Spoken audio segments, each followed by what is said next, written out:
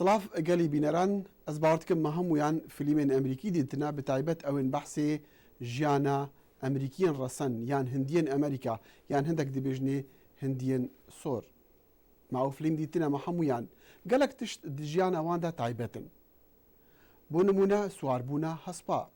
افجا يبري خب دفان في المادي بزانتن كا وان إيلين هنديان چن پيوندية كا مكم دقال حسبا هيا موزخانه هنديين امريكيان امريكيين رسن ليره لواشنطن بيشانگها كا تايبت فكربو جبو ديار كرنا وي پيونديان نفبرا هنديين امريكا و هسباندا سرانك ج ولاتي هسبا ديروكا لدو شروان سوارن هسبا وديردن ركخري في بيشانگها نود بيشتن چاكيا اوروبيان لسر خلقي رسني امريكايا جبو بكار إنانا دوارا بری 40 مليون سالان حسب لفر هبون و بری 10,000 سالا او مرن اف حسبن امنها دبینن براستی کولومبس دگل خوینان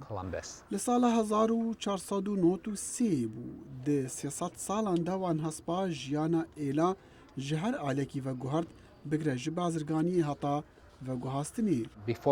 بری کو حسب بدستوان بکوین حیوانی کو امریکین رسن هین صبون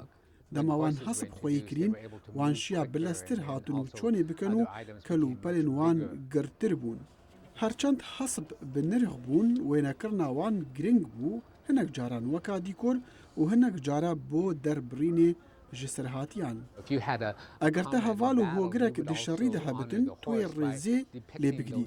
بوینا کرنا دیمن شران اف دیمن لسر جلکا لسر کراس و فستان خانما بورز گرتنی لیمیرانیا زلامنوان ده هاتن درست کرن دنافتر جسد پارچین پیشانگه هدا